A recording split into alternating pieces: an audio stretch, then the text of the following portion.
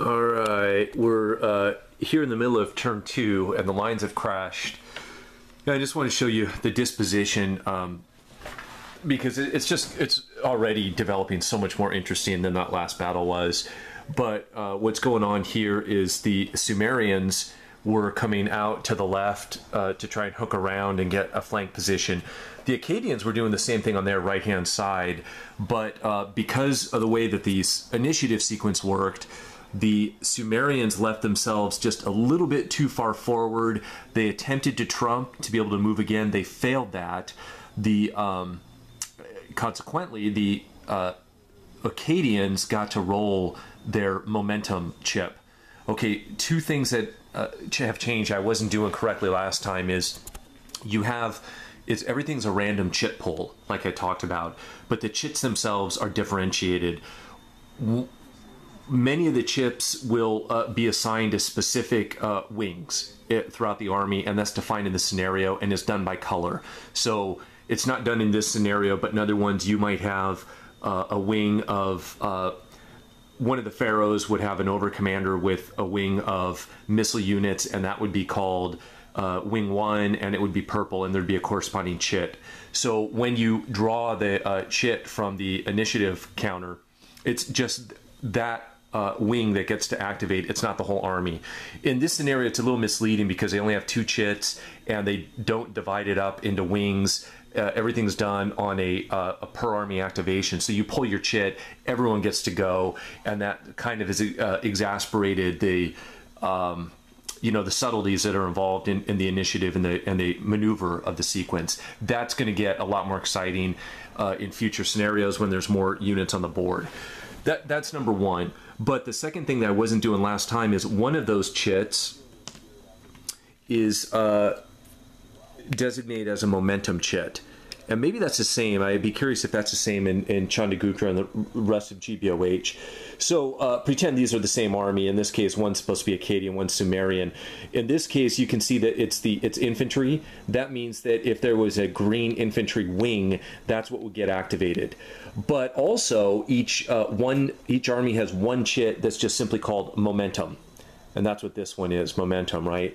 So the way momentum works in this version of the rule set is that when your momentum chit is drawn, you get to activate any wing or division type of structure that's within command range of either your overall commander, the OC, the king or the pharaoh, or the assigned wing commander, WC, that's dictated in the scenario book. So you basically get, when that comes, the momentum chit comes, you get another free activation of something, even if that wing has already activated. So that's how it's possible to advance very rapidly and move something up, let's say on the left, very quickly, because you draw the chit for this wing, it activates, you do what you're going to do with it. Then on the momentum chit, you can use that, activate that wing again, and it moves forward. In this game, it's already, same thing, it's a little bit artificial because the activation just means everyone gets to go. So you don't have the interconnectedness of these different wings. You just have everything moving in tandem. But in order for momentum to work, you have to pass the initiative rating of your commander.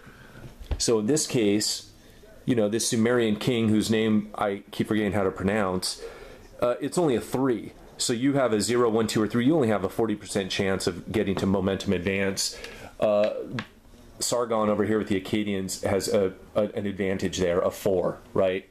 So when that chit comes out, you may or may not be able to move. And last game, I was just allowing everyone to get 2 automatic movements, 1 per chit. That's not how it plays out. And that's partly why these guys got caught here in the center, because the momentum worked correctly for the Akkadians. They won the roll, and so they were able to come up and engage this part of the wing, and there's been a little combat I'll walk you through, and they're starting to swing around this part of the flank to harry the side and maybe even get an enveloping. These guys are actually more in reserve in case these folks start winning some momentum and start cutting around. I want a reserve unit back here to meet them so that they don't start enveloping the center.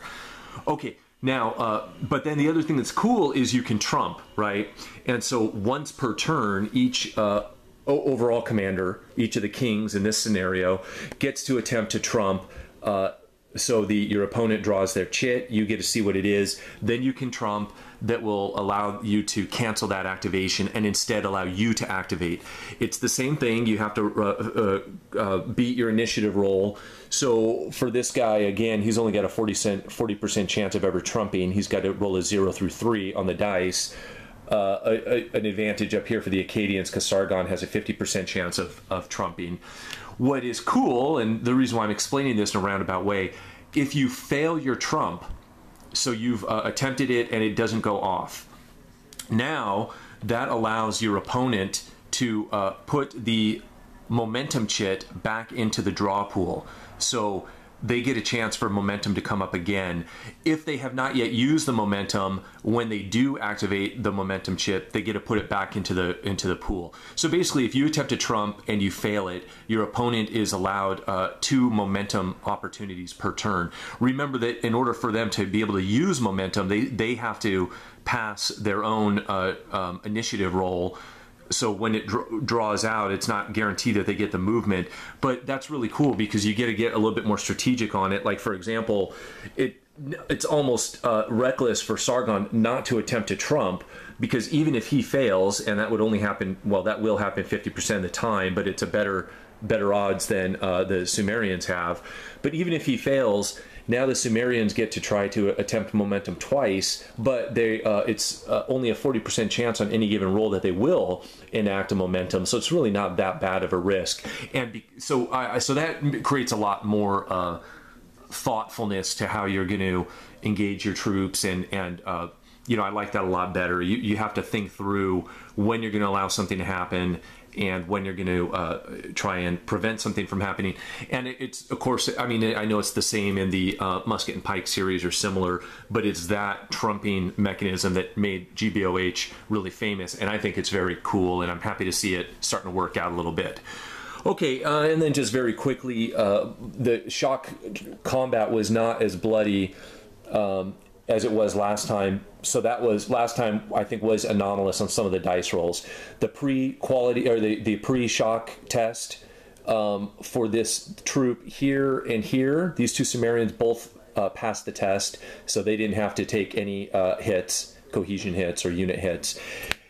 And then what I did is here, since they're even up, I did start attacking with 2, so this is 2 Acadians attacking 1 Sumerian to try and enact number 1 to get a numerical advantage, which was fantastic because now they did 4 damage hits on this guy. They only suffered 2 hits in return, and because there's multiple units attacking, they get to distribute that hit between them. So this guy had to take another route test at the end of the battle because he's within 1 point of his TQ, but he passed, so he's going to be around for next turn. And then here, this was a draw. They each took two hits, so they're kind of evened up there.